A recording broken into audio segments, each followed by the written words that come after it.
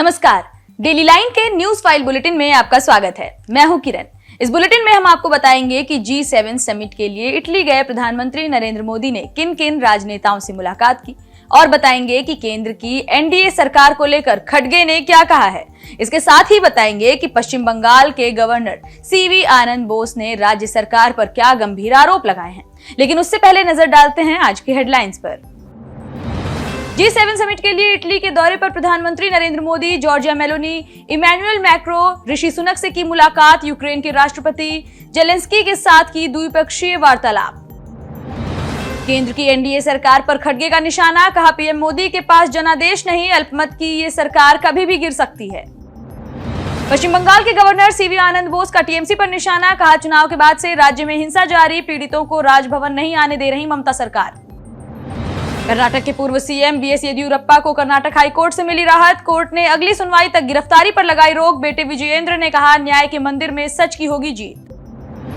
देश के उत्तरी राज्यों में भीषण गर्मी का दौर जारी, यूपी के 73 जिलों में लू का अलर्ट, अभी नहीं मिलेगी गर्मी से राहत। चर्चा करते हैं खबरों की विस्तार से। रुख करेंगे पहली खबर की ओर। प्रधानमंत्री नरेंद्र मोदी 50वें G7 समिट में शामिल होने के लिए इटली गए हैं। शुक्रवार को पीएम मोदी ने इटली की प्रधानमंत्री जॉर्जिया मेलोनी, फ्रांस के राष्ट्रपति इमैनुअल मैक्रो, ब्रिटेन के पीएम ऋषि सुनक और वेटिकन सिटी के प्रमुख पोप फ्रांसिस से मुलाकात की। इसके अलावा समिट के दौरान पीएम मोदी और यूक्रेन के राष्ट्रपति जेलेंस्की के बीच भी मुलाकात हुई।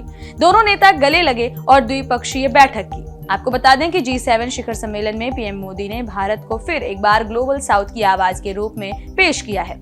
उन्होंने प्रौद्योगिकी में किसी भी देश के एकाधिकार को खत्म करने का आह्वान किया है।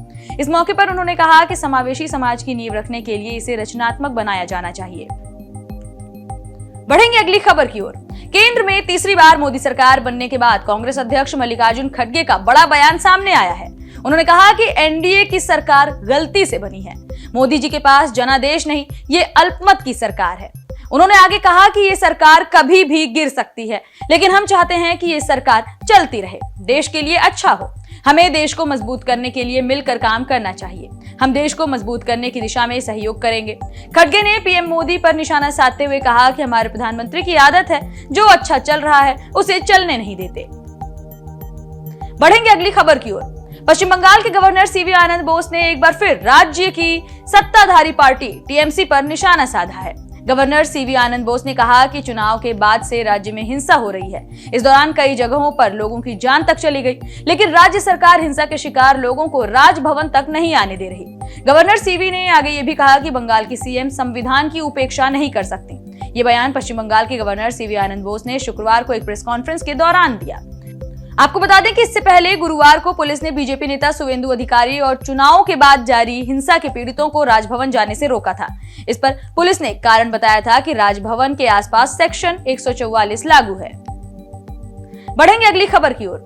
नाबालिग से यौन शोषण के आरोप के केस में कर्नाटक के पूर्व सीएम और भाजपा नेता VS येदियुरप्पा को हाईकोर्ट ने राहत दी है। कर्नाटक हाईकोर्ट ने उनकी गिरफ्तारी पर अगली सुनवाई तक रोक लगा दी है।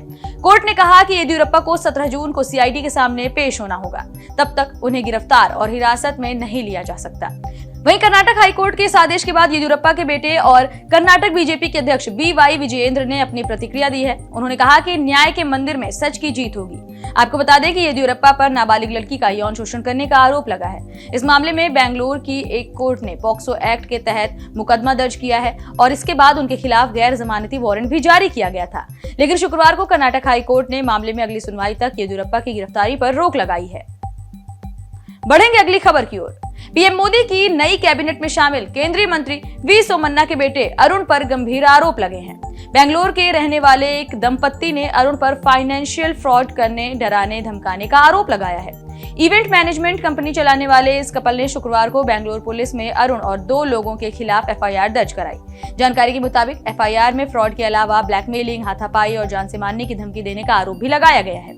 अरुण के अलावा अन्य 2 लोगों की पहचान दसारा लही के रहने वाले जीवन कुमार और हेब्बल के रहने वाले प्रमोद राव के तौर पर की गई है। बढ़ेंगे अगली खबर की ओर।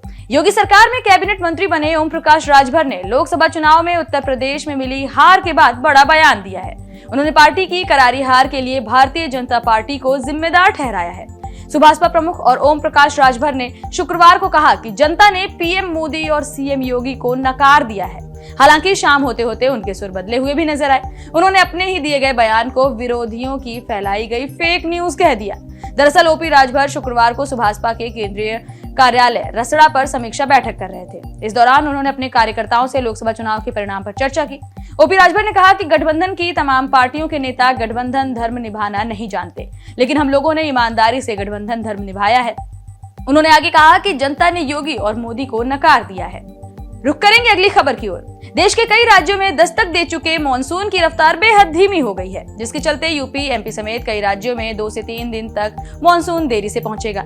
इसके चलते उत्तर भारत के कई राज्यों में भीषण गर्मी का दौर लगातार जारी है। मौसम विभाग ने आज उत्तर प्रदेश के 73 जिलों में हीट वेव का अलर्ट जारी किया है। वहीं उत्तर प्रदेश की राजधानी लखनऊ में हो रही भीषण गर्मी ने 6 साल का रिकॉर्ड तोड़ दिया है। शुक्रवार को शहर का अधिकतम तापमान 45.3 डिग्री सेल्सियस दर्ज किया गया।